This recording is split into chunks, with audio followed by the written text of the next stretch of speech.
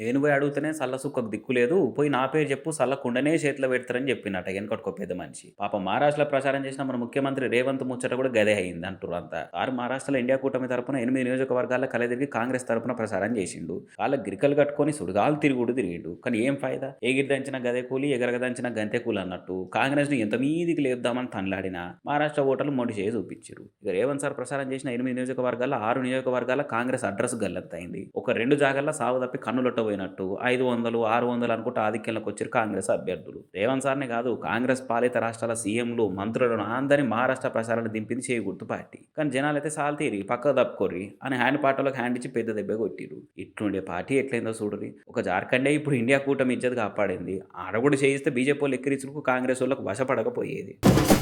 బరికొండో Hyderabad mayor madam మస్తు బిజీలో తిరుగుతున్నది. నగర ప్రజలు ఎట్లున్నారు, నగరంలో చికెన్ సెంటర్లు హోటళ్లు ఎట్లా నడుస్తున్నాయని అక్కనే కాళ్ళకు బూట్లు వేసుకొని షేకింగ్లకు బయలుదేరింది. ఇక మోతీనగర్ ఇసామియా బజార్ కాడున్న ఏపీసీ అనే చికెన్ సెంటర్లకు షేకింగ్ పోయింది అక్క. ఆడికి వంగిన అక్క ముక్కు వలిగే వాసన వచ్చే వరకు మూతికి మాస్క్ పెట్టుకున్నది. ఎంబడి ఎమ్మెల్సీ బల్మూర్ అన్న కూడా ఉన్నాడు.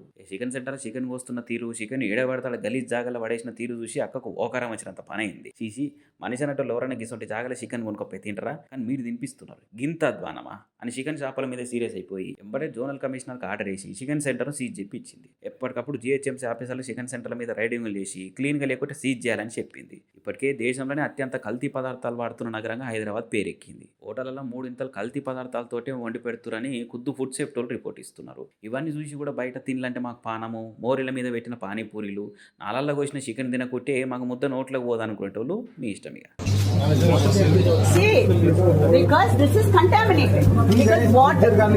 No. पानी की तरह उसके ऊपर और रहना ना पानी नहीं करंट है तो भी మీరు శాంపుల్ తీసుకోండి, మీరు అన్ని శాంపుల్స్ తీసుకోండి.